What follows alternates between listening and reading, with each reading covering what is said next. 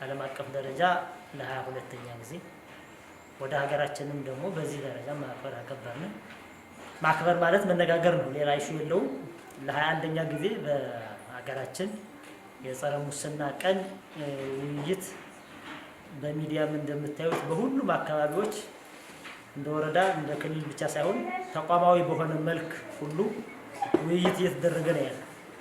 ስለዚህ የዛ አካል የሆነው የዛሬው የኛ የሰቆጣ ወረዳ የጸረ ሙስና ቀን ውይይት እናካሄዳለን። የምንወያይበት ገዥ ሀሳብ ትውልድን በስነ ምግባር ተቋምን በአሰራር በሚል ጽንሰ ሀሳብ ላይ የተመሰረተ ሰነድ ቀርቦልን ውይይት እናደርጋለን። እንደሚታወቀው የሙስና ወይም ደግሞ በእንግሊዝኛ ኮራፕሽን የተባለ የሚጠራው ስርቆት፣ ሌብነት ብለን በጥሬ ቃሉ መነጋገር አለብን እና ይሄን ለመነጋገር ገዥ ሀሳብ ሆኖ የመጣው ደግሞ ሙስና ከስነ ምግባር ጋር የተያያዘ የስነ ምግባር ዝቅጠት ነው፣ የሞራል ውድቀት ነው። የሰው ልጅ በለፋው በደከመው እና መመሪያና ሕግ በሚፈቅደው ልክ ሆኖ ከመኖር የዘለለ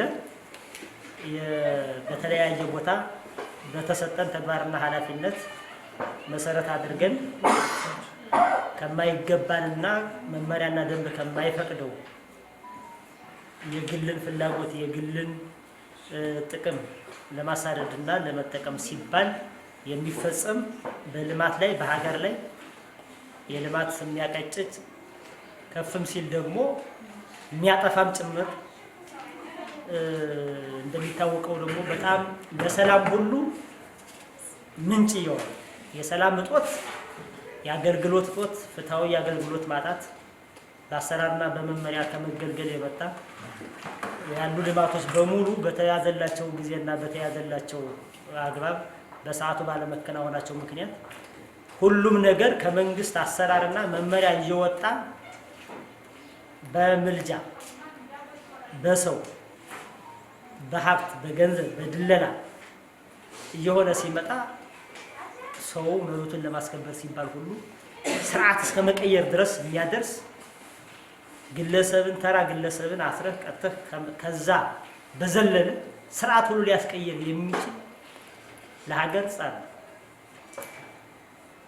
እና በዚህ ደረጃ የሚያበቃው ምንድነው ምንጩ ከተባለ ግን ምንም ሌላ የተለየ ዲፊኒሽን ማይሰጥ የስነ ምግባርና የሞራል ዝቅጠት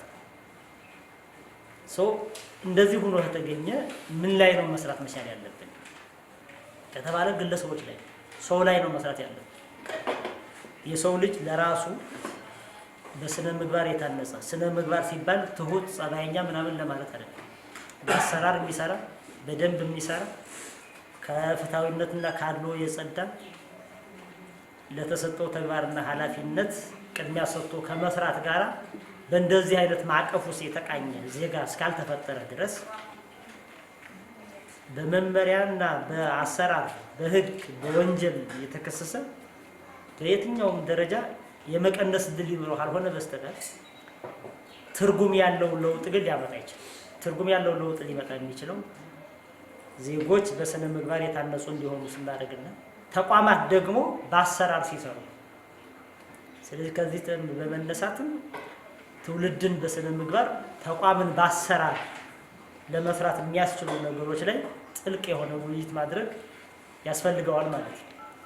የቱንም ያክል ጥብቅ የሆነ መመሪያ ቢዘረጋ የሰው ልጅ ራሱ ያወጣውን መመሪያ መስሎኪያ የማያበጅበት ጥበብ ይኖራል ተብሎ አይጠበቅም። አሰራር የተወሰነ ነገር ሊታገል ይችላል እንጂ በስረ መሰረቱ ሙስናን ሊያስቀርም ሊከላከልም ሊገታም አይችልም። ሙስና የሚገታው ከራስ ነው። እሺ 22ኛው ዓለም አቀፍ የጸረ ሙስና ቀንን ለማክበር የተቋማት አገልግሎት አሰጣጥና የሙስና ተጋላጭነት መከላከል የመወያያ ሰነድ ይላል። መሪ ቃላችን ትውልድን በስነ ምግባር ተቋምን በአሰራር የሚል ነው። ቀኑ ህዳር 30 ነው። ዓለም አቀፍ ተብሎ ሀገር አቀፍ ተብሎ የሚከበረው ቀን ህዳር 30 ነው። እኛ ቀድመን ህዳር 29 እያከበር ነው መሆኑን በመገንዘብ ወደ መግቢያው አመራለሁ ማለት ነው። መግቢያ ሙስና በአደራ የተሰጠን ኃላፊነት ወደ ጎን በመተው ያልተገባ ጥቅም ለማግኘት በእውቀት በስውርና በጥቅም በተሳሰሩ ተዋንያን ተሳትፎ የሚዘወር አደገኛ ወንጀል ነው። ለሙስና መከሰት የተለያዩ መንስኤዎች ቢኖሩም በዋነኝነት የሥነ ምግባር ዝቅጠትና በአቋራጭ የመበልጸግ አባዜ ትልቁን ድርሻ ይወስዳል።